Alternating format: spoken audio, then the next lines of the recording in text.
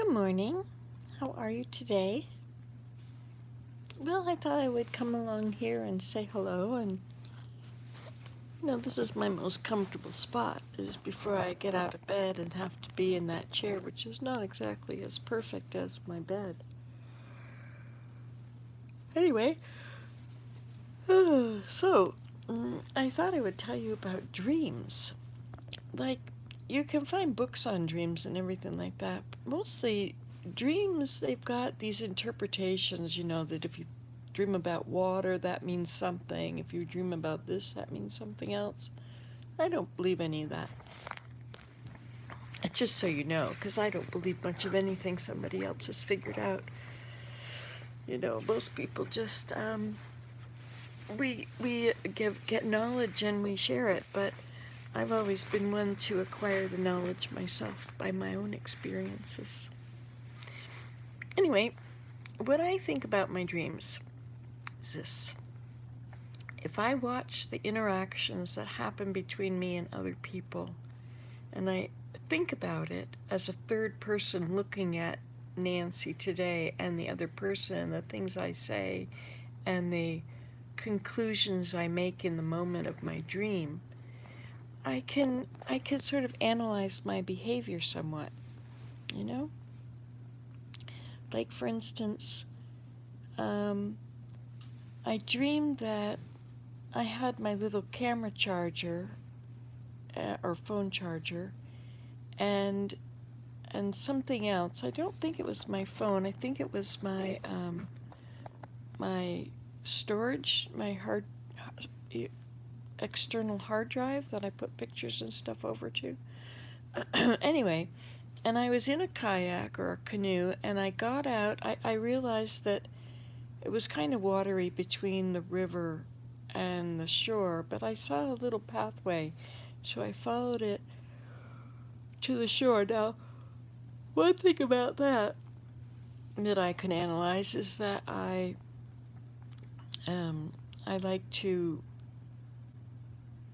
like to discover ways of accomplishing what I want to do. Anyway, so I got to the edge, and I got out, but my digital stuff had gotten under the water or was dragging in the water. I'm not sure if it had gotten in it or if it had gotten in it if it was upside down, but I don't think it had gone into the slots. So I don't think the water had really got in, but I wasn't sure. And I certainly didn't have rice along.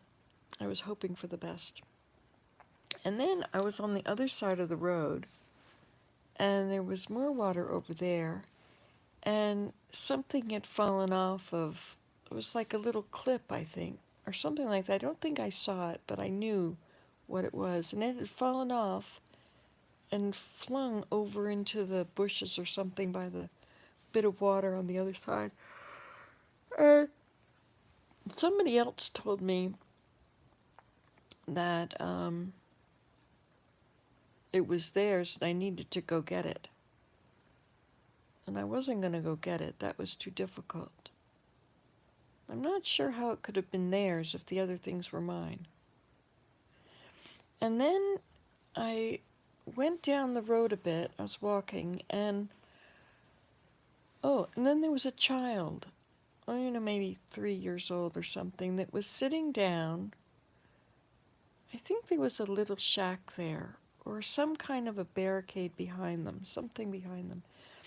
And they were sitting down and playing, and there was no adult around, but there was water, and I thought this was dangerous. And then I thought I saw the father and the mother walk further behind, and I said, "There's a little child here by herself," and they said, "Oh, that's fine."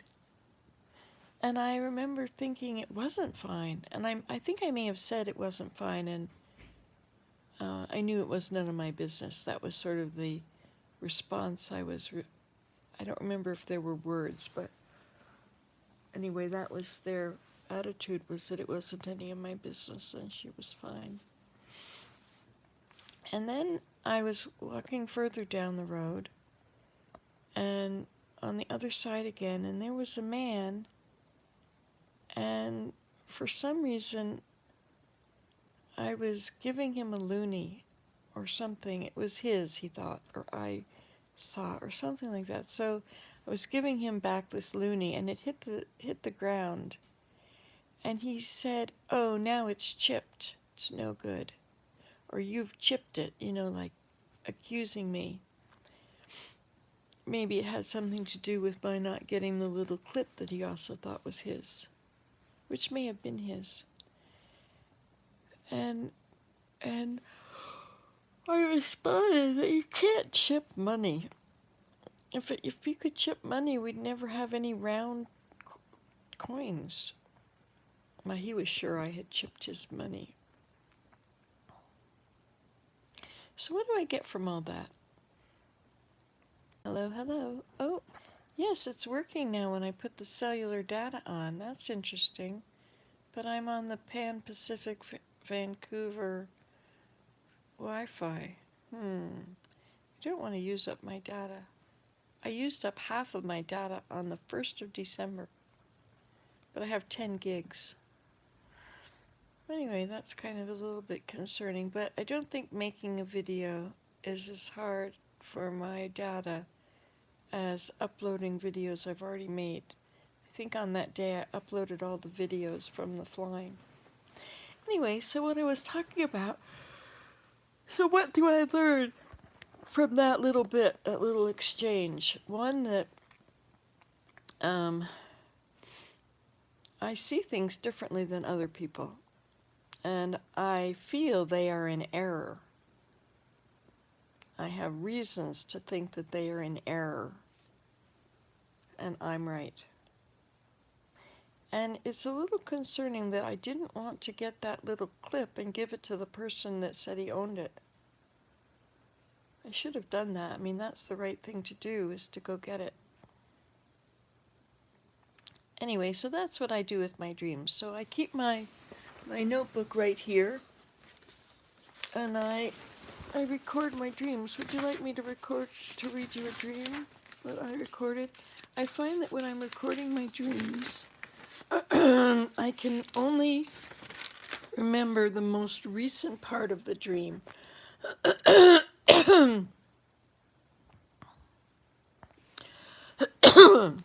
Okay. So, let's see what the dream was. A car zooming through the stem of a house. Oh yes, we have a stem in our house, right? So the bathroom connects to the bedroom, which connects to the living room and the dining room and the piano room. And so we used to run around that, and we would make wind. I would chase the children when we had little children. So anyway, there was a car that zoomed around the stem of the house. And there were 2 men and 3 cars that got stuck together on the road. And they had to back up. Oh yeah, they went forward, they went and there was an obstacle, and they all had to back. Oh, no, I think they were coming towards each other. And they all had to back up, or something like that. Why would I don't know why I would dream about that. And then I have a friend named Kat, and I gave some of my cooking to her. She was with me a lot and went to church with me. And there was fish under my skin. Oh, yes. Yes, there were these fish, and they were about this long. And they were everywhere. And then they were under my skin. And if I could get them to the tips, I could squeeze my tips and they would come out. And they were like little olive seeds. I had been eating olives, and I had those seeds on my plate. Fish under my skin, push the seeds, fish, out of the tips of my fingers. Oh, and Kat was very excited about these fish all around and feeding them. And if you fed them, they would all come.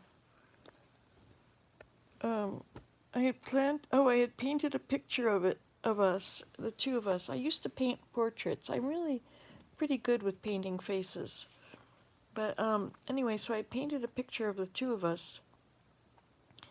And I realized how similar we looked to one another. Obviously we were different, I said, but What else did I have there? I took goodies to a man. We're outside at Kat's. We're glad to be outside at her house. I don't remember this part. Decided to take, just a moment while I turn the page, a table outside at mine. Oh yes, she was so excited about it. She was outside cooking. She was adding ingredients to a bowl, flour and things, on a big table outside. And I thought, what a good idea to cook outside in the summertime. I like being outside. I used to make soap making videos, and I would run an extension cord over to a table by the greenhouse. I used to have a greenhouse, and it had a veranda I made, and I only used rope to tie the beams all together. And it lasted for many years. I had to untie the ropes when it came time to take it down.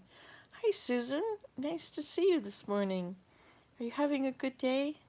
Oh, look, there's 2 people here and 2 thumbs up. You guys know the drill. Make me feel good. Okay, so I'm talking about the dreams I've had.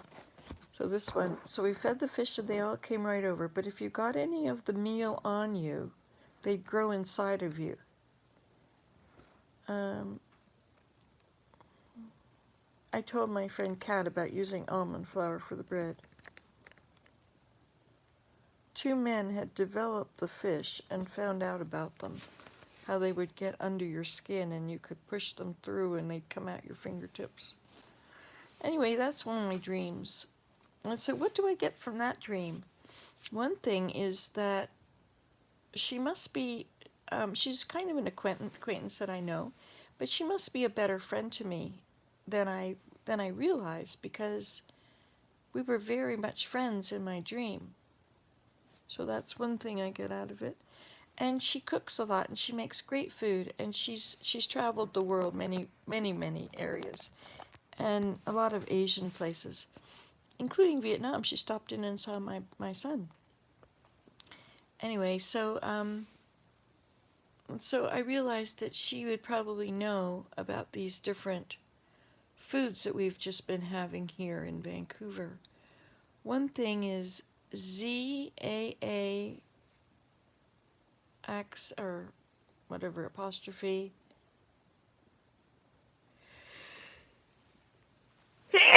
TA, Zata. It's a subcontinent food, I guess. Asian subcontinent. What a dream. Yes, it was only a dream. It was very weird. Anyway, and I realized because of this dream that I could probably learn cooking things from her. Here there's truffle oil they put on stuff. And I didn't know truffles were mushrooms that grew underground. I had found out that they live underground and that pigs have a nose for them and find them. So maybe we need pet pigs to take out in the woods with us. And I think they grow in Canada. I don't know where or how to find them or what the evidence is or what kind of area you would look. I mean, it's kind of important that you go to the right area before you take a pig around trying to get them to root up the ground, or you're going to have no grass or anything left. Pigs love to root in the ground. They get nutrients from the soil. I've heard that people are trying to eat dirt now to get rid of COVID. The crazy ideas people get into, but anyway, whatever. If it works for them. But so I probably shouldn't show you my wings. I have big wings here now. My skin is just melting off my body. It's like I got too close to the fire and everything is melting. You know, if you're going to lose weight, you probably shouldn't lose weight when you're fat and you're old, because you'll get a million wrinkles. If you're going to lose weight, do it when you're young so that your skin is already tight, because you look pretty old. When I wear these 325 glasses, not the price, but the strength. Hey, they have cat eyes. Anyway, they're very cool, aren't they? I've been told by stylish people how cool I look when I wear them. My mother worked for the University of Georgia, who used to come home with and show and get something like a scarf. And, oh, it's all the rage, Nancy. Oh, it looks so good on you. I was like, good grief, what do I care what other people are wearing? That's really an interesting thought. What do you care about what people are wearing? It's a big deal when you're in high school or when you're 12 and your body becomes your most important focus. Your eyes, whenever I would take my daughter around when she was that age. Oh, thank you. They work. Um, my daughter would, whenever I was driving her somewhere, she always had the mirror down. It seems to be the age that every thought, every interest, every concern is part of reflecting on their body. Clothing, makeup, hair, everything about their body is their most important focus. They've grown up being little children, playing and learning about everything around them, and now they haven't learned about themselves, but you go through puberty and suddenly your physical body becomes the most important thing, and you have to adorn it and make it look good, and it's so important what you look like and your friends, and they talk about what other people look like, and oh, she's wearing that. But you know what? Rejection fires the same part of your brain as physical pain, and it doesn't always have to be rejection. Like, well, anyway, let's go with that. So I think that when kids are that age and they're in school, and if they don't look right, if they don't know how to do all these things and make themselves look appropriate, it's really, they feel rejected. And if you think about being in the hallway changing classes, there are all these different groups of people, cliques, at least when I grew up. And there's the fancy ones that look down on the other ones. It's interesting now that I'm old and we of my class are all the same age. We're all 66. And many of the ones that are on there on this page are people that were of that, I'm better than all of you. We are the in crowd. You are the nothings, the nobodies. Anyway, I was a nobody as far as I was concerned because I wasn't interested in putting on airs or trying to fit in. It was never important to me. It's good that I live out in the wilderness because I don't have to fit in with anybody. But YouTube is really cool because the other people that also didn't care about fitting in, they find me. And now we're a group, aren't we? All of you that watch. Some of you I've gotten to know, others are new friends. And if you comment, I become your friend. I mean, I don't mean like I friend you, but it's nice. You guys are my friends. Anyway, this was supposed to be about dreams. So there was another I've been writing them down every night. So when I write down dreams, I can remember the part that I was thinking about when I woke up. And I have to write it down before I look at anything. If I walk somewhere in the house first and write it down, all those images and habits and patterns, that all gets right in my face and I forgot the dream. So I have to open my eyes and sometimes write in the dark, or if I keep my phone nearby, I can turn on the little flashlight. And so I wake up at any time of night, I'll be dreaming and I'll be thinking, I should write this down. And I think, no, I'll remember this. I don't have to write it down. But of course it's gone when you wake up. Anyway, so another dream. Oh, there's this woman that makes baskets. She's on the Alberta Basket Makers channel. And I dream that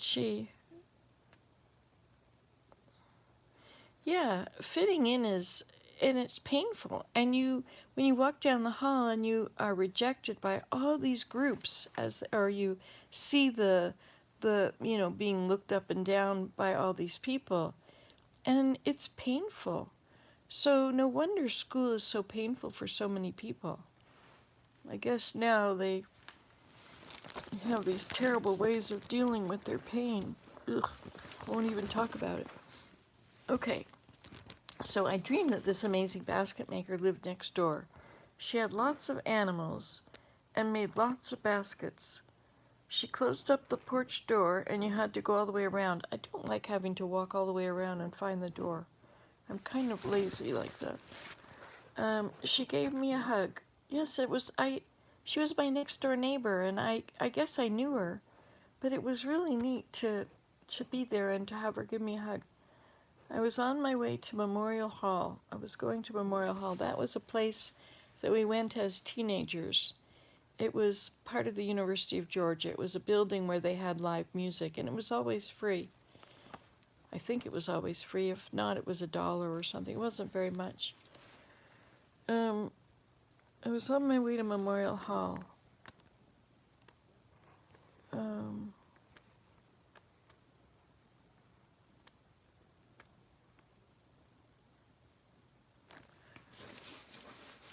this doesn't make enough sense to talk about. Um,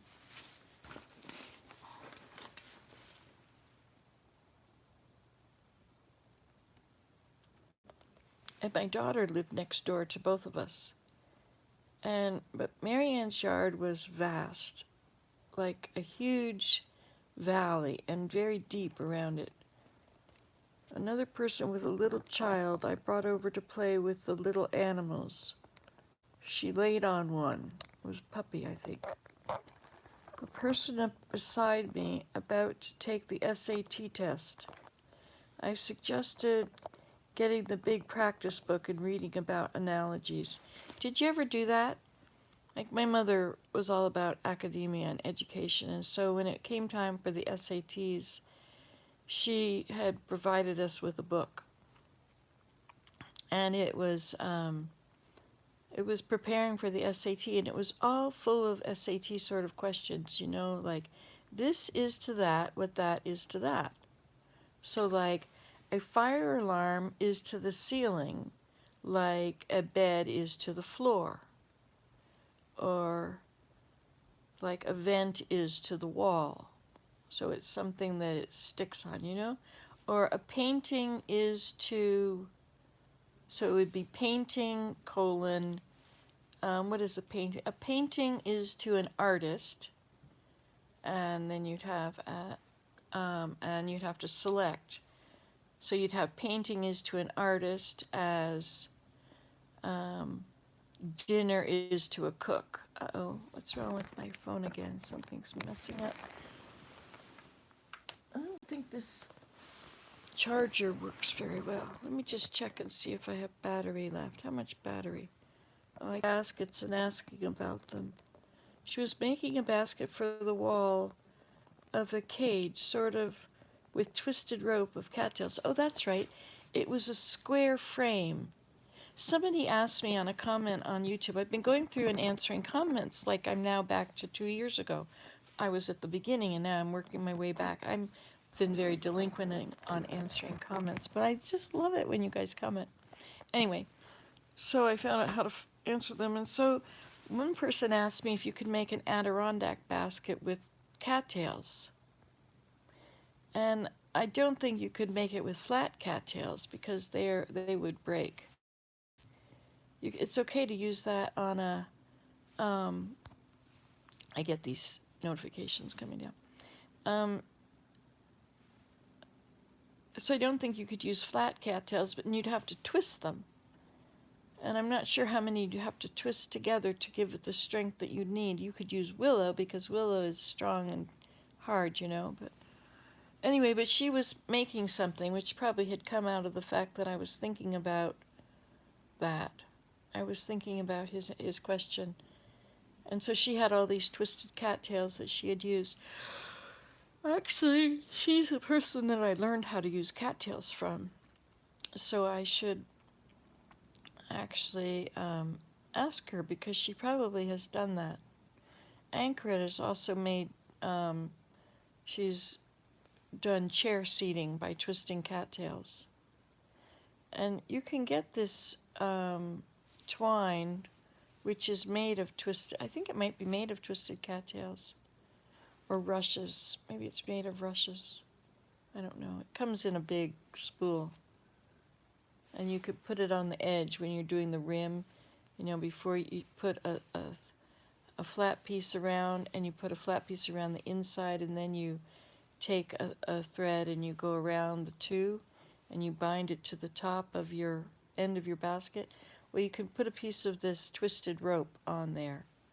If something is wrong with this video, it's not moving quite the right way. Anyway, so you put that on top between these two pieces of rim and then twist them on. I've really learned a lot about cedar bark. I think that cedar bark is my favorite kind of material. Willow is good, but it's nice to use when it's fresh. But if it's not fresh, and if it's been soaked too long, the bark starts to come off. It's probably good to peel the bark off. You should probably peel it off before you store your willow when it's fresh. But willow it's such a lot of process to get it to be back. You know, you have to soak it a day for every foot long it is. And then by the time you get it out of the water, you've left it too long because you're no longer interested in making that basket that you are all gung-ho about when you put it in the water, right? Anyway, but cedar bark, you know, it's so accessible for me. I don't have to go out and harvest it and take care of the crop and make sure it doesn't get ignored and then fork and get all kinds of unusable pieces. But cedar bark, if you order a load of slab from a lumber yard, if you go get a trailer load of slab here is cedar slab, and the bark is then flat and long. You know, you have an 8-piece or 10-piece foot long piece of slab. You can then take that whole piece of bark, the whole thing will lift up, throw it in the stream, and then you bend it against your knee so that the outer bark is up and the inner bark is down, and you bend it and you break it and you keep moving along and breaking it. This is how we do it. We bend it there, and then we bend it there, we bend it there, and then we bend it there. Anyway, and then you take that outer bark, you pick up where it's broken now on all these bends, you pick it up and you pull it back, and it exposes the inner bark, and you get rid of the tough outer bark or the hard, unyielding outer bark, and you have this whole thing of inner bark. It's very long. I would love to be able to get the outer bark off of the inner bark without leaving lines on the inner bark, because those lines are there forever. It would be really nice if you could very carefully do it so that you had no lines. And if it's wet enough, then you can roll it up without making lines. But usually when you get it freshly off a tree, as you roll it, it kind of bends and leaves lines at all those knuckle places. But I think cedar bark is my favorite because it's so much of it, so accessible and so easy to get, and it's very durable. You can use it for making baskets, you can use it for making rope, and if it's been soaked too long and it's getting rough and ragged, you can use it and weave skirts with it. Like I wove this 100-inch long piece of fabric, which I am going to make into a cedar bark skirt. It's going to be awesome. But you know what? Maybe I shouldn't make it into a skirt. Maybe I should make it into a jacket or a vest, something that I can wear frequently. Like a skirt, it won't be quite long enough, so I'll have to cut it and patch it, and I won't be able to use the going this way. They'll have to go this way. And skirts with things that go that way have always made me look big, so I've always tried to do the other way. Anyway, that's about cedar bark. And let's see what else we have in this stream. Oh, and also other kinds of materials that I've used, like rushes. Well, hello, Maureen Byrne. I remember you. You've been here forever, haven't you? From the very beginning. Hi. And recently, too. So I was just talking about a dream, and in the dream there was a basket maker lady, and she had used cattail and twisted it, which is someone had asked me if you could do that and make a basket out of it. And so then I'm just telling about the different kinds of materials for baskets. I should go through all these videos, and every time I change the subject, I should make a short. I realize that you can create shorts. Yes, you have. You've been here from the very, very beginning, I believe. That's when I made my dressing in layers video. I thought that was the best video I ever made. How to dress in layers. And then it was surpassed in numbers by Nuno felting and weaving a fabric and other ones that I thought were not worthy of their prominence on the channel. Oh, now kayaking is the highest one. How to get out of a kayak. Had to change it to how not to get out of a kayak because I kept falling out of it. Or I kept, every time I'd watch it, I'd fall out of it. Anyway, so back to what I was just saying, which is not about my dream, but is connected to having started at my dream, was the kind of materials, the best materials to use for baskets are like I was harvesting rushes. Rushes make beautiful carpets and rugs and things, but when they're brittle, you can break them when you step on them. Yes, I had shelves all the way up around the ceiling in my kitchen because we were always, in my church, we'd been taught for 100 years to, and you guys know each other now too because you both comment. Isn't it nice having live videos where everyone can get to know everyone else? It becomes a real community. Everybody's welcome. Everybody's part of it. I remember I used to watch videos and people would come in. I would come in and other people were already very close friends, it appeared, and I would always feel a little bit left out and not part of it. But on my channel, you're all part of it. If I see your name, you're my friend. That's the way it is. God loves everybody. We should all love everybody too, right? Anyway, should I tell you about the different kinds of things? So willow is not very nice after it's been dried. And oh, you're in the UK. That's right. I should write that down. I'm making a list of where people are. I'll put you on there. I'll write it on my journal right now. I have my pen. I shall turn to the next page. And I'll write it on the top.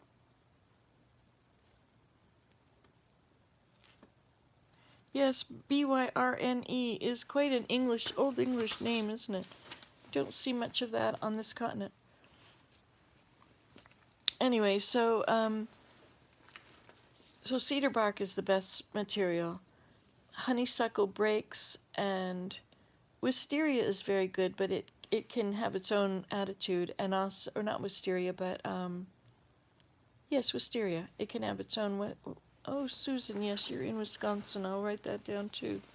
One day I'd like to take a tour and meet everybody. I do have a book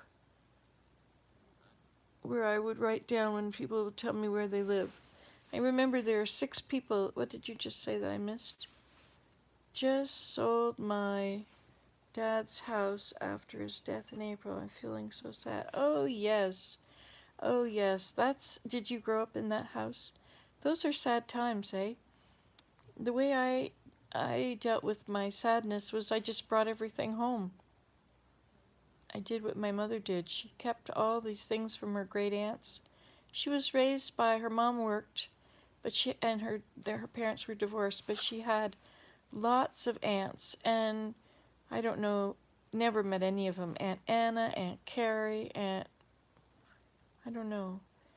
And then there was Grandma Hamlin and Aunt Laura. There are all these aunts that loved her and she loved, and I was never in that position. I was the rowdy child, and so Aunt Laura, she wasn't really thrilled with me because, I was the daughter of her favorite niece. It was your parents' home, but not your childhood home. Yeah, having my parents' furniture it's really neat because it was my furniture. Oh, and you know what? All these years, I thought that there were milk stains on the bottom of the legs of the chairs, and every time I would wash the furniture, I would try and wash those milk stains off, and I would think they're gone, but then it would dry and there they were again. You know what they were? Wax. I think it was from... No, it's really hard, isn't it? I didn't own it when it left. I couldn't keep it. It was divided between Anyway, blah, blah, blah. Um, so, they weren't milk stains at all. They were wax that had splashed up on the furniture. And you know how I got the wax off? It was really built up and dark and looked awful in the corners.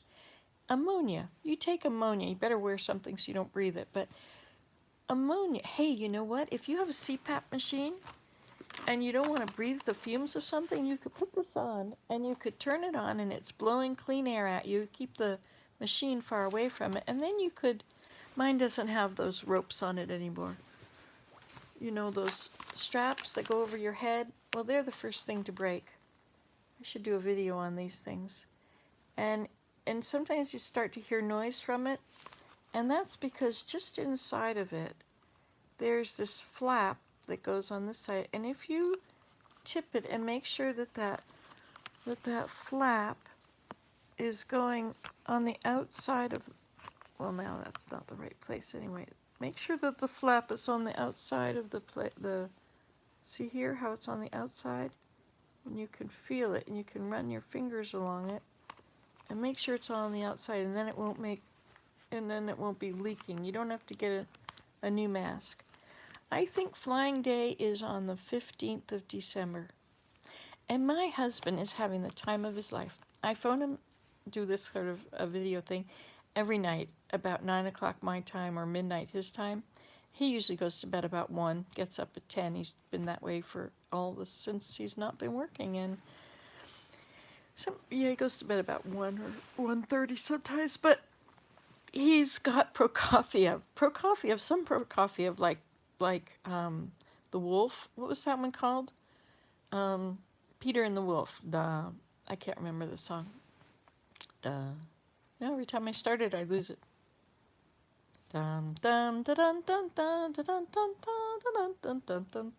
Anyway, so I like that part of Prokofiev. That's a good one.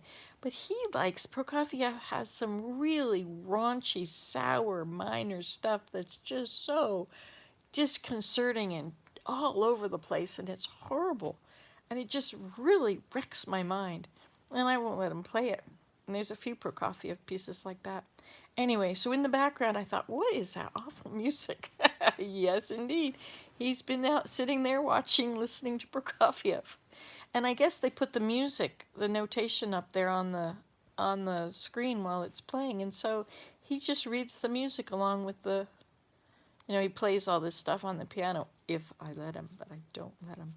So he plays it when I'm not there. So he's having the time of his life. He's playing Prokofiev, and he's trying to fix this wooden door. See, he's a pianist, and he loves to play the piano, and he's very good and careful with his fingers. I mean, his hands are his most treasured possession, because without them, he doesn't have his piano music, and he's got arthritis in one of his fingers, and it hurts after a little while of playing. I think he should soak his fingers in Epsom salts water, very warm or hot Epsom salts water, and that will give the magnesium right through and relax your muscles. Anyway, he doesn't want to do it. Needless to say, he has arthritis and a stiff finger then. But and he also at some point he had I think it starts with a G, some bump on his... Yeah, isn't he brilliant? And he memorizes all the music. He knows all the music. He doesn't need the words, or not the words, the music score. Nancy, some of those breathing machines have been recalled. Dream Station is... Yes, I'm on the list. Anyway, but I like it, so I'm using it. But they err on the side of caution. These things have broken off, right? Like from pulling it over my head, the side things have broken off. This one is still there, but it really doesn't do much good. So what I do is I put it on, and then I put my face into a pillow. If I'm laying on my side, I put the pillow right up against it, and it keeps it in place. And if it starts to make noise, I realign it. I move things around, which it doesn't do it too often. Oh, and also, there you are talking to one another. So another thing I have done, because sometimes I wake up in the morning and I have a bit of a stuffed nose. So I smeared some Vicks in here. I don't know if you can see it, but when you breathe it, it smells wonderful and it clears your nostrils. Isn't that a great trick? Anyway, and these things cost a lot, so if you have to get a new one, it costs a lot. Anyway, they're going to get back to me on what to do about my machine. They say if you're going to die without it, you should keep using it. I'm not going to die without it. And sometimes I don't use it, but then I don't get a very good sleep. I was thinking of putting some sort of little screen effect that it would catch. Oh, I could just stuff a little filter in there. What if I stuff a little bit of fleece in there? And then it would, I could stuff it in the hose, because I think there's these little black bits that are coming off of some foam in there, which would your lungs. But excuse me, if you cough stuff out, I wonder if I'm getting a cold. I sneezed, and now I have a little bit of that. Anyway, I hope not. I hope it's not COVID. Can I smell things? Let me see. Yep, I can smell things, so I still don't have COVID. I'm glad. COVID's a bad thing, eh? It's really killing a lot of people out there. Numbers just keep going up. They're going up again in our area now, but we are 98% vaccinated in our health area, and so where it's going up is, a little further away. But people move. People are, back in the olden days when people didn't move everywhere and go everywhere, things didn't spread the way they do now. A pandemic can go the entire world in just a few days. Things can be everywhere. Like that Omicron. More contagious but not as harmful. But the thing about it is that the thing with a virus is in your body. It's in hours. And so all the people that have this virus that it's not hurting, it's busy reproducing. And not reproducing so much as more of it, but it's mutating. I mean, viruses mutate. And so the mutations, there's a percentage of mutations that are harmful. And so like the alpha and the delta and the whatever, alpha and beta, delta, anyway, whatever the mutations are, you have to have so many hours of the virus living for it to mutate. And so Omicron has like 50 mutations because I guess it's not that harmful, and in Africa people may have carried it since alpha. So it's been mutating for a very long time, and as it mutates, it becomes more contagious. It adapts more to the receptors that we have. And as it adapts, then you get one that'll come out that's really big, like Delta, which has gone everywhere now and done a whole lot of killing. Anyway, it seems to be the unvaccinated that are plagued with it now. Anyway. Oh well, I don't want to talk about that because that's a bad topic to get onto, because people of every walk of life. Hey, look, the clouds are starting to change color. Isn't that a nice view? That mountain right out there is Grouse Mountain. You can go out in the gondola ride on here. I like videoing these things, saving people the time and effort of traveling themselves. But you know what? I was at home for such a long time, and it's really nice now to... Oh, hi, Jack. Hi, Jack. I remember I was just looking at a comment of yours this morning, and you said, "Hi, I'm Jack," or something. And you had said that 2 years or 3 years ago. How long have you been here? Was that the first one when you introduced yourself? And now you always speak up. I love it when everyone speaks up. And I don't know any of you in person. Sometimes I meet some of you, but then sometimes after we meet, you don't comment anymore. I like the comments, so maybe I shouldn't meet anybody in person. Or maybe you find out that you really don't like me, that I'm really not who you think I was. Anyway, hey, I read something the other day. It was, there were two things. One thing is to praise, compliment people, and give them more praise than you think they deserve. Because if you do that, you will probably actually be giving them the praise that they feel they deserve. Because we don't really understand what people have had to go through to accomplish what they have accomplished. Yes, so that must have been one of your first comments, Jack. Interesting. And where are you? Are you in the UK? I think you're abroad somewhere, aren't you? Can't remember. Anyway, where were we? I was supposed to be talking about dreams. Shall I go back to the dream here? Another person with a little child I brought over to play with the little animals she laid on one puppy. A person beside me about to take the SAT test, I suggested getting the big practice book and reading about analogies. I was looking closely at all the willow baskets and asking about them. She was making a basket for the wall of a cage sort with twisted rope of cattails.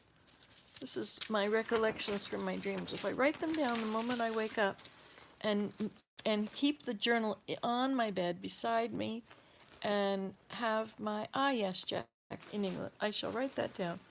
Make a note of it so that I know and I don't have to ask or wonder when, but I know you're far away because you answer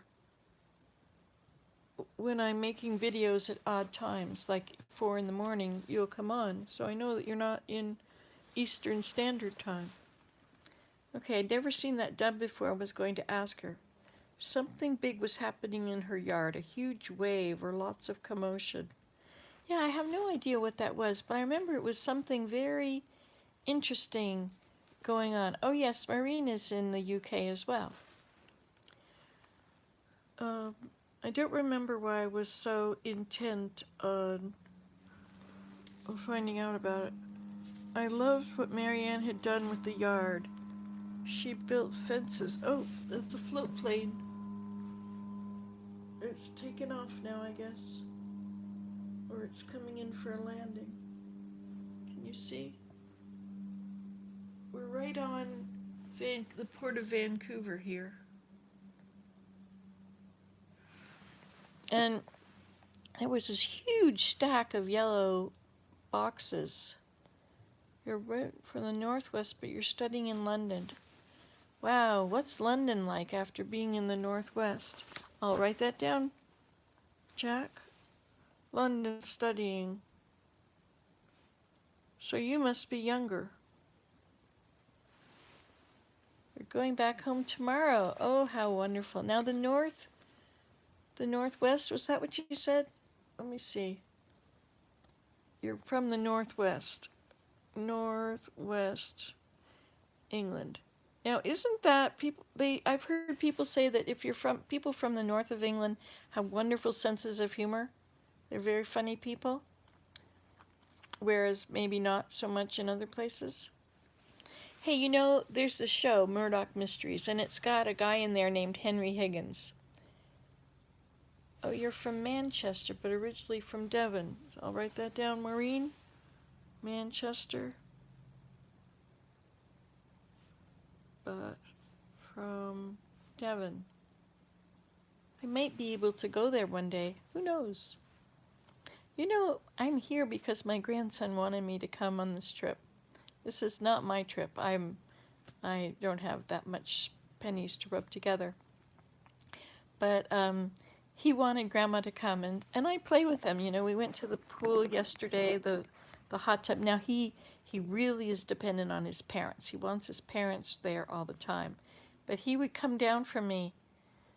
You're from Liverpool. Oh, I'll write that down. Jack is from Liverpool. And you know what I did one day? There was somebody on here from Ireland. And I went on Google Earth and I was FaceTiming with her.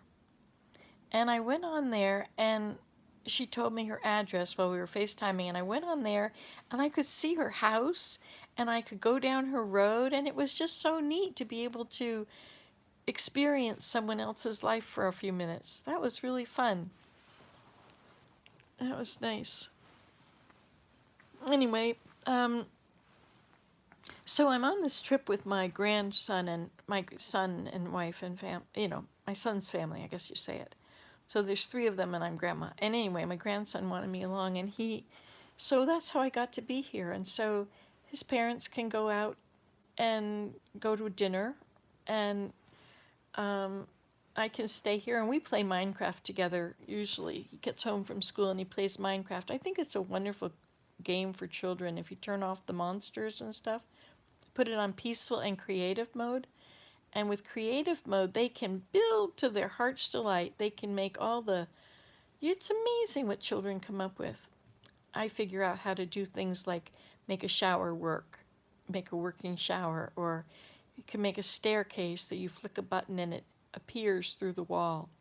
Stuff like that. Most of our walls are made of glass, so that doesn't always work well. Anyway, but he'll just go flying off somewhere into the distance, and I have to follow him. But at the beginning, I couldn't write down the position numbers of where we were when we left, so we would lose whole cities we had created, whole worlds of things going on. Anyway, we have this one place where he made a bathtub, and we figured out how to make a table and how to put food on the table. And so he'll say, "Okay, Grandma," like, and then it gets dark and it's time to sleep. So we each have a bed. Mine is yellow and his is blue, and we always, every time he builds one, he builds a bed for me and a bed for him. And so that's your bed, Grandma. And they're always side by side. And so then we say, "Okay, it's time to get up," and as soon as the light comes up and it says leave bed, so we can go. We get up and night is over, and he says, "Okay, bath time." And so we go over to this little bathtub he made, and we take off the flying mode and we bounce up and down in the water, and we splash. Little splash drops come. Oh, another float plane.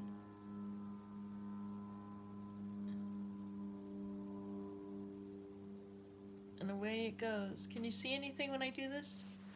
How about if I make it big?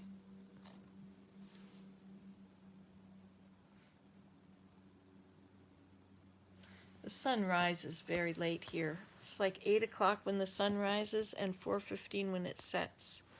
That's because they're not where I live. We live at the 45th parallel. And the 45th parallel is a right angle, or half a right angle. And so that's what a sundial is set at. And so if you live at the 45th parallel, then you can the sundial will tell your actual time. But if you live north of there, it'll be wrong, and if you live south of there, it'll be wrong. You have to have the angle of your sundial has to be the angle of the parallel you live at. So if you live at the equator, I don't know what it is, 0. So sundial won't work. Well, maybe it will. Who knows? Anyway, how did I get on sundials? What were we talking about? Where we live. Oh, it's because it gets dark here. It's dark here. They have 45 minutes less sunshine every day than we do. It gets, at least at this time of year, gets dark. The sun doesn't rise until 8 o'clock. What time is it? Oh, it's 8 o'clock. So we're going to have the colors happening. There's some clouds out there. I could make it big for you, but then I'll have to make it small again. Anyway, I love talking to you. This is so entertaining for me. It's so much better than not having anybody here. It's really good. I'm very busy though. I have my scriptures and my journal and my phone. And I was knitting. I knitted 2 pairs of mittens since I've been here out of bulky wool. I started them. Remember the video where I showed you how to cast on? Well, I was going to make socks, but when I put my hand in and it was just at the right place to make a thumb hole. I thought, well, I'm just going to put the stitches on a needle. I had a couple of extra safety pins, so I put it through. And I brought 3 extra safety pins, and I didn't really know why I was bringing them, but I did. In case you rip something and you don't feel like mending it. And I also brought some mending threads. My skirts, I have these long skirts that were $5 at an Indian store. It's an Indian wedding dress store, and they had these all twisted up and in a basket, and they were $5 each. So I bought all the ones that fit me. So I bought 10 of them or something. But if you try and pull the, if they're if they're wrinkled up under you and you try and straighten it out and you pull on it, the stitching will rip. So I've got a lot of rip stuff. It probably rips for other reasons too, just using it. So I brought all that stuff along. A lot of black in this video. I should put that over there, but then I'm not on the best part of the pillow. I guess if I come closer, that would work. So I was supposed to be telling about my dreams.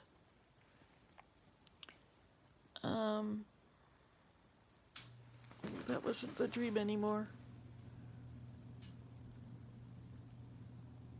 Anyway, so I was telling you about my grandson, and he said, Grandma, if you don't, oh, he wanted a flat rock yesterday at that place. I think I already told you about this. If you don't do it for me, I'm not going to ask you to come on any more trips with me. And of course, I didn't do it because, you know, it was too far away and he could do it himself. You know. But I realized that if he's going to ask me to go on trips, I might be able to go on other trips with them. This is so awesome. I can't really be a travel writer anymore because I guess I could. I have to just pursue it all and do that, which is a lot of work. You have to find a place that will take the articles you write, and you have to, and some of them don't pay, and then if it's got a high enough circulation, then you can present that to the tourist agency. You can look up online, you can look up all the travel agencies in the world. Travel agencies, tourism bureaus, or whatever. For each country, they'll have a main tourism bureau, and you can ask them, do you offer press trips, or when is your next press trip, and could you please send me a press kit? And so they'll send you a press kit, which is it's a big folder, beautifully colored, and it'll have flyers, brochures about everything going on. It's very nice, quite awesome. I used to have boxes of them, lots of them. And finally I had to let go of them. Actually, I probably didn't. They probably went into a bin, which is under the deck. It's the beauty of having an enormous deck is you could put lots of things under there that you'll never see again. But water got into some of the bins and they ruined them. Some of my photograph journals from my trips. I should get them out and look through them. At one time I think I was reading you from my Taku trip book. I would take a journal like this with me, and everything that they took us to, 7 in the morning, you're out, you meet the van, you go to a fancy restaurant for breakfast or something, and you're in the van at 7, and you go from one attraction to the next. You go to a fancy place for lunch, and then you in the van, and you go to a fancy place for dinner, and then in the evening there might be something going on too. And so by the time you get back to your hotel room, you've got enough information to write an article on each one of those, because you get taken around by the president or the owner of the hotel chain or the tourism representative, or the aquarium. You always get a guided tour by the aquarium, and they'll show you the exhibit that nobody gets to see, like seahorses. They were breeding seahorses. I think that was an aquarium in Corpus Christi, and they had this whole behind the scenes exhibit they were working on of the different stages of the seahorses. The one in Vancouver we went to the other day, it wasn't a press trip, so we didn't get that kind of a tour, but they had an exhibit about all the different kinds of jellyfish. The first time I ever saw a jellyfish was in Florida. I was going sea kayaking on a flat kayak, and there were these big balls of jelly floating around in the water, and I thought they were so interesting, and I had no idea what they were because I never came from the ocean. I was a lakes person myself. Hey, you know what? I have a question. I can go back to school for free because I'm a senior now. Yay! I'm elderly. I'm young elderly. I'm 66. Is that elderly? It's weird to be elderly. I'm not elderly. Anyway, whatever. Call me what you will. So I was thinking I want to go back to school and I want to learn something new. And I wasn't sure what to take. I used to think zoology was the one I wanted to learn about. I want to know about life in the pond. I guess I could Google it. I could ask what study does pond life fall under. Oh, goodbye, Maureen. I'll talk to you later, yes. Isn't it nice that these videos are just up there and that when I'm not here and you're not here later, we can see these things? Isn't that fun? Ah, good. I'll write that down, Maureen. I have to write these details down because you'll remember that you told me, but I won't remember, and then it's like I'm a bad friend because I don't remember. Where did it go? Maureen, you're on this page, and you are also my age. 66. I guess that meant 66.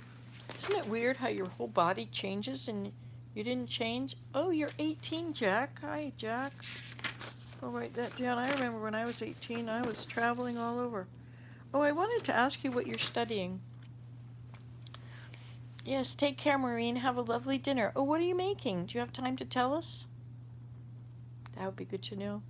I think I should learn to cook. Hey, can you take cooking classes in university for free?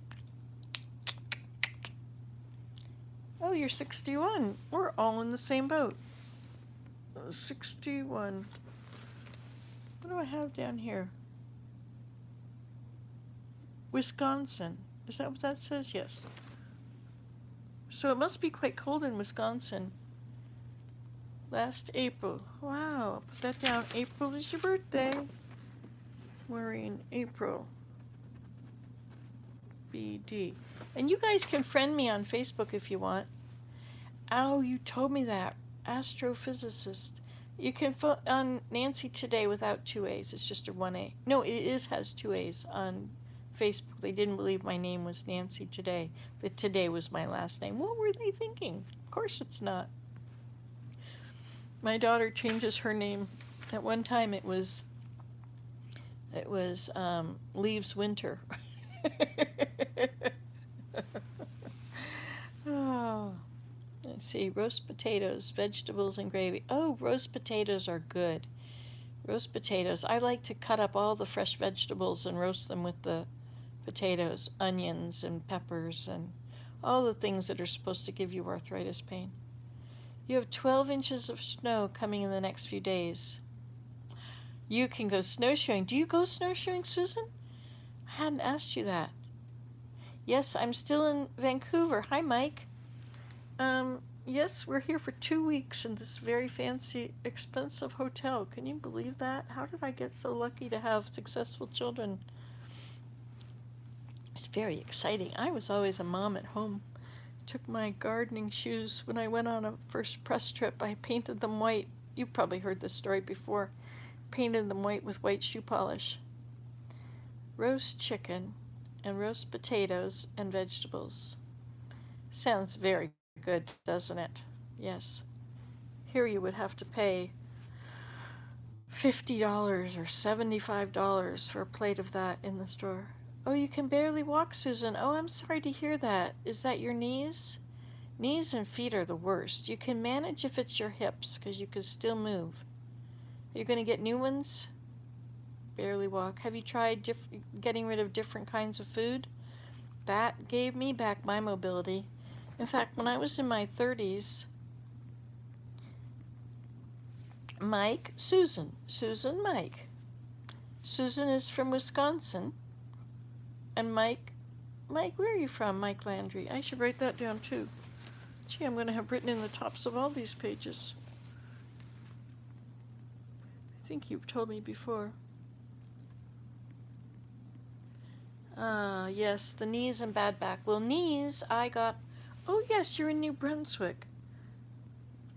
New Brunswick. See, there it is, right there on my paper. Oh, you are Maureen. Oh, I'm sorry. Maureen and Susan. Bad knees and back. That's good to know. Yeah, bad knee. I got off dairy. Did you try that? If you get off of one food, like milk products, anything made with milk, cheese, yogurt, ice cream, butter, anything that comes from milk. Anyway, get off it all for 4 days and then eat it and see if your pain changes. It's very hard not to be mobile. It's really hard. I was not very mobile when my hips were bad. I got new hips and now I'm a free woman. Keep getting these notifications of things. Somebody just said they had been subscribed for a long time.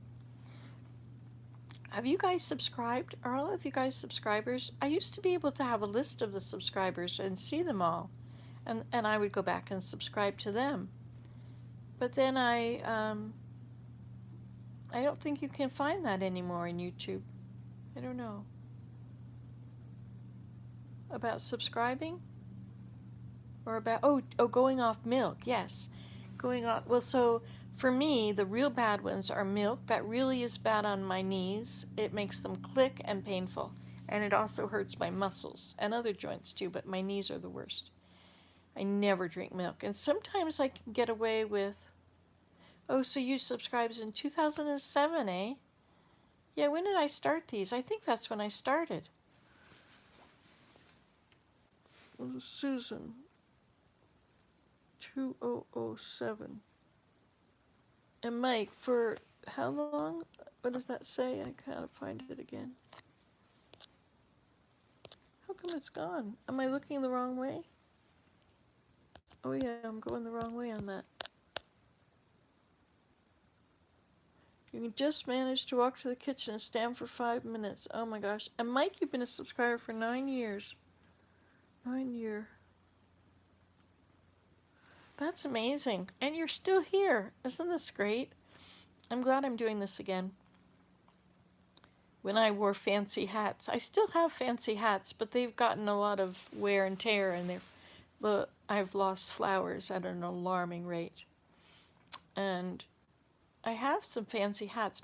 My mother's hat. I've gotten lots of.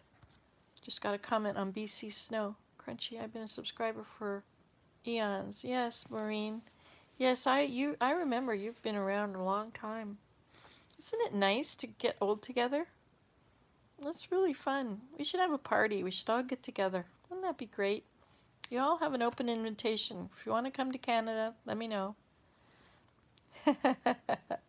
Anyway, I have a new idea for hats. I've been watching Murdoch Mysteries, which is in Canada, about the turn of the 19th century, 1900 and such. Anyway, and they have the most beautiful hats, and they wear a hat pin in it. I don't know how a hat pin holds it on. Maybe I'll have to try something. I don't think I can find hat pins, but maybe I can use something very skinny like that. That's maybe a metal rod, a very skinny metal rod. I'll have to think about it. But you can't buy hat pins anymore, can you? Maybe you can get used hat pins, long hat pins. My mother never had hat pins in all of the treasures that I got from her. But anyway, I was going to say, so her hat that I've gotten lots of compliments on it, on the top of it, they've used tulle. Is that the right word? Tuelle or something? Tulle? It's the netting, the very thin, stiff kind of. It's what they make the ballerina dresses. Underneath the skirt is all this little netting stuff, and I think they also use it for your scrubbies for the sink. Anyway, you take a piece of that, or maybe pretty lace, and you put it over and around it, and then you pull it all together, and you glue it all in one place. Oh, you can still buy hat pins. I'll have to look online and see if I can buy used hat pins or find them somewhere. So you take a lace and you wrap it around, and then you bundle it all at the side, and then you put a big pretty flower on it.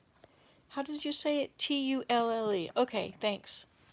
Yeah, so I'm going to try and do that. I have a bunch of hats that hats are so cheap if you get them from the dollar store. That might be all over with this loss of the supply chain. That might be all right. Give the people here give them jobs. Not that sure that they're very good jobs. I mean, being in a factory is not like the best job in the world, and I guess they mechanize a lot of things now. I think that's what happened when a lot of people stopped working during the pandemic. Everybody's blaming it on the government giving them money, but I think that the companies did retooling so that they had things mechanized without their workers. And people also changed careers because they were like waitresses and people like that. If they could, they went back to school and did other things when they lost their job. but those were very poor paying jobs, and so they got better jobs. And there was another reason that they didn't go back to work. Companies were retooling. Um, I don't remember. There was a third reason. There's another comment, Tammy M. She's not on here right now because she was commenting on there. So calming to my soul. That makes me feel so good to be able to share something. I mean, here I am in a room that's pretty empty. There's whatever to do that I think of. And yet I can do something that can calm someone else, you know? Or that the sound of my voice, they say that the sound of my voice is soothing and puts them to sleep. I am so boring. I can put anybody to sleep. Guess that's not true, or all of you would have gone. I can't handle boring for very long. See, now it's the camera's not keeping up properly. Oh my gosh, 71 minutes. I do rattle on, don't I? I was going to read you my dreams. I have been writing them down from every day. Let's see another one. Oh, this is many pages. Let's see what this one was. So, Georgia Cannery. Oh, no, this is from a movie I was watching. The Georgia Cannery is now a National Historic Site run by Fisheries and Oceans. That one is all of that is that. Okay, we have to go back further. Let's see. Dream. Lots of people came for Christmas at my house, but it was outside. That's kind of hard in Canada. I gave gifts away to several more people. That was all I said. Let's go back and do another one. Every day I've got them, and if I can analyze them, I can find out what my brain is doing. A lot of them have many people in them, and yet my life really doesn't have many people in them, you know? I write a lot of pages in my journal every day.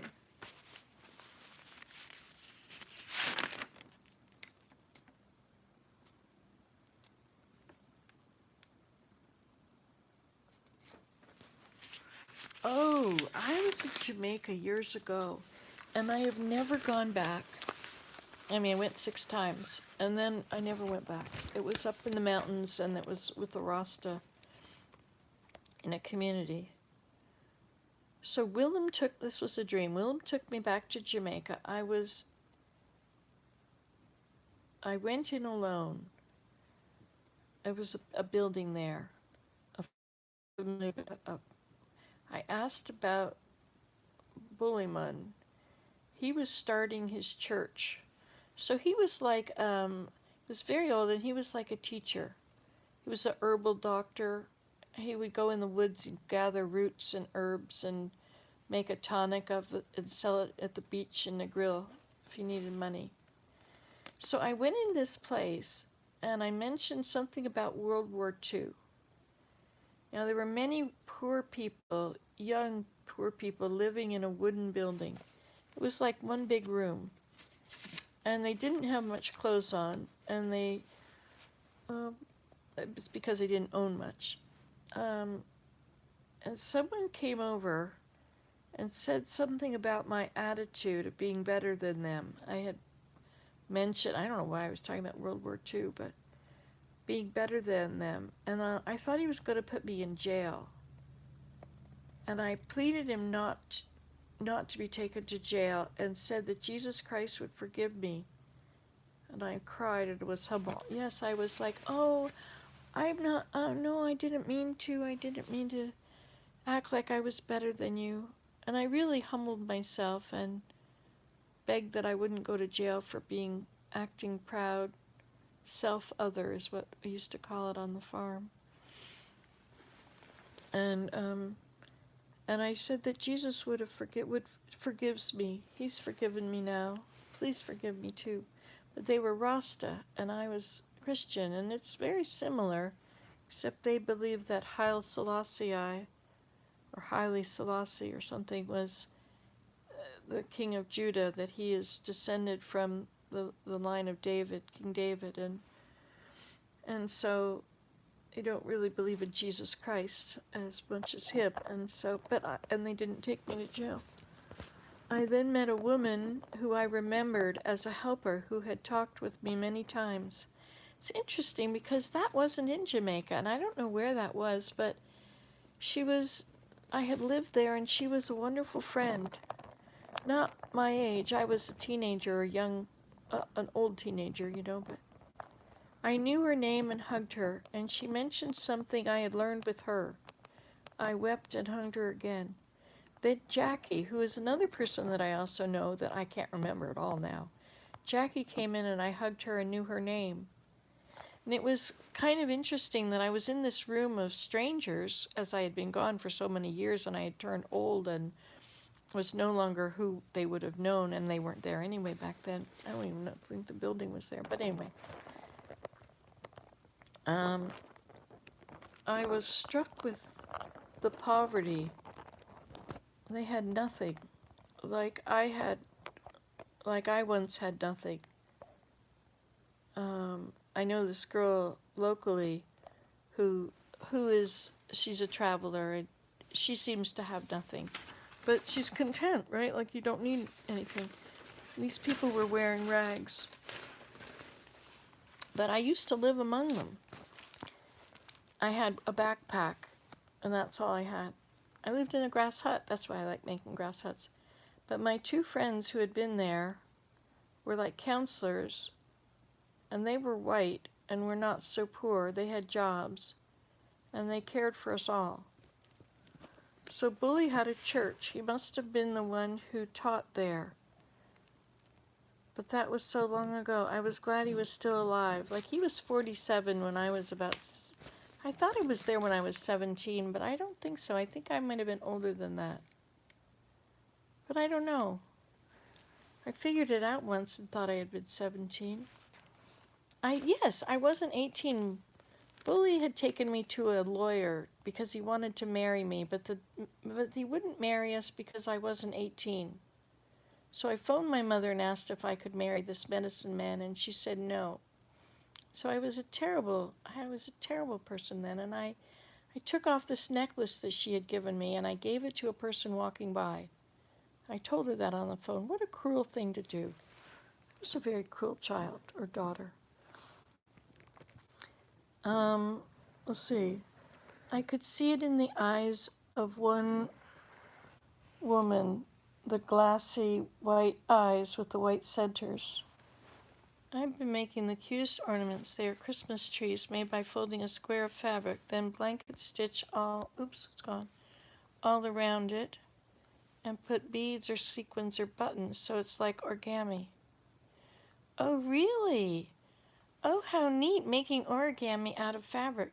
You can take fabric and put beeswax on it. You melt beeswax in a tray, then lay the fabric in the tray, and then it'll make it stiff like cellophane, so you can, not cellophane, cling wrap, so you can put it on a thing to hold it. But if you did,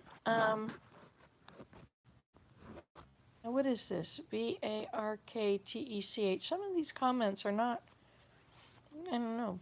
What does that mean, Amanda?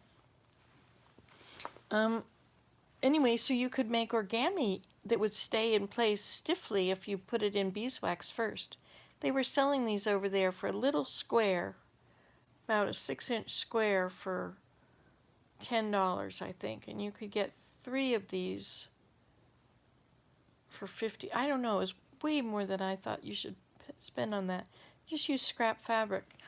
Make those. I should do a video on that. See, I should really chop up my videos into shorts, because every one of these topics lasts less than a minute, don't they?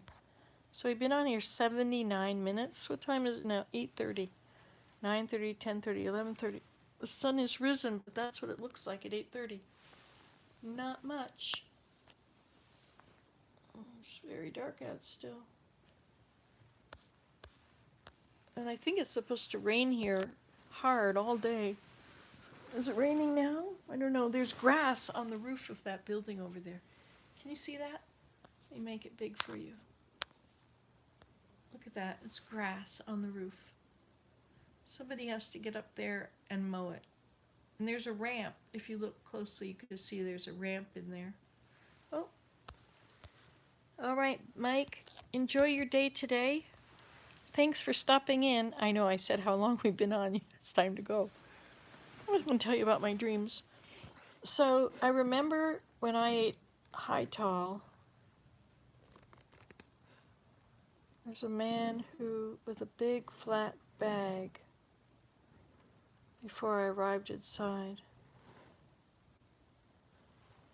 I remember when I ate high tall with them, vegetables cooked in coconut cream. I was never in pain. There were none of the things I couldn't eat. There was no rice with it. Oh, I was going to tell you, Susan and Marie, that I don't know if I've told you this and you've heard it. If you watched all my videos, you must have. But if you go off a food group for 5 days and then try it, if you react to it, you'll get pain or you'll get congestion. Like milk will give me a cold pretty quickly. I'll get lots of congestion and a cold, and then I'll get bronchitis. That's the story of my life. So I can't eat any milk or anything like that. Cheese, I can sometimes get away with a little bit, but then it makes me think I can have more, and I do eat more, and then I always blow it. But anyway, dairy wrecked my knees, but they come back if I stop eating it. And I went to a doctor once that told me about this elimination diet, and he said that if you, that he had another patient that was in a wheelchair, and he got him off dairy, and he's out of the wheelchair. And I have a walker, and I haven't had to use it at all. I have to be so careful with what I eat here because I don't want to end up with a walker or not being able to walk around because there's hikes planned and things like that. So what's another thing we were talking about? Rice also hurts me. It'll hurt my different joints. Wheat and gluten products, they'll give me a backache. If I make flour, if I make bread and I've got the bread maker or the wheat grinder going, it gives dust out. And afterwards, I am always so constipated just after making the bread. And I think what happens is that it puts my back out at that vertebrae that affects your digestion. And it gives me that. But I always have a bad back. If I make bread, I have to go to the chiropractor afterwards. Isn't that interesting? So you can eliminate a lot of your pain. Start with your favorite food. The food that you could never give up. The food that you were totally addicted to. Now, sugar also is arthritis when you think about it. Sugar goes right to your joints and creates inflammation. And inflammation is named arthritis. So there you go. So if you're in terrible pain and you want to walk more than you want to eat sugar, go for it. And the only way I could get off sugar was to say, today is day 1. And when I got to the end of day 1, day 2, there was no way I was going to go back and do it again because it took me 20 years to do this in the first place. After I used to be off sugar, it was 20 years before I could do it again. I had started many times. But you don't have to go off fruit sugar and all sugar. You can have unlimited apples and oranges and dates and raisins and figs and mangoes, anything that does not have added sugar in it. Raw sugar, brown sugar, it's all the same stuff. I've been talking forever. I really get going, don't I? Do you know molasses is made of sugar with, no, brown sugar is made of sugar and molasses. And if you don't believe me, take some brown sugar and put it in a glass of water and shake it around. Honey is fine. Honey is fine. Isn't that great? So you can eat those things and it doesn't cause inflammation, but sugar does. Sugar is a real poison for us. Anyway, but you can be mobile again. You can do it. Tighten your bum really tightly and stay like that. And when you bend over, if you tighten your butt, you'll find that you can do many things that you couldn't do before. Yes, honey is good. I would eat honey. I would put garlic bits and honey. I mix it together on a teaspoon, and then I would nibble at it for hours. Or lemon juice in the honey. I like making my oxymel. Oxymel is honey, equal parts honey, apple cider vinegar, and elderberries. And you put it together, mix it around, and let it sit for a long time. and it all becomes one. If you let it sit too long, it gets bubbly, which is also okay. It doesn't turn to wine, I don't think. I don't know if it eventually turns to wine, but if you put it in the fridge, it doesn't get bubbly. But if it does get a little bit bubbly, like it's carbonated, and you like it like that, then put it in the fridge at that stage. I made 8 gallons of it, and I put it all in pint jars. It was in gallon jars, and I would stir it every day. And I covered it to make sure that I wouldn't get fruit flies in it. And if you harvest the elderberries when they're red, before they're purple, you don't get the fruit flies in it. But if you do get the fruit flies in it, you can stir it around. They'll end up floating on the surface because the apple cider vinegar kills them. So they'll float on the surface and you can scoop them out and they're all gone. Anyway, I hear my grandson over there. I wonder if life is happening over there now. But it sure doesn't get very light half an hour after sunrise. Boy, that's a thick cloud, isn't it? Your battery must have died. Take care. No. Oh, are you gone? It's plugged in. It's okay. But I guess we should get on with life, eh? Well, it's very nice talking to you. And remember, like and subscribe. I love you guys. Thank you. Bye-bye.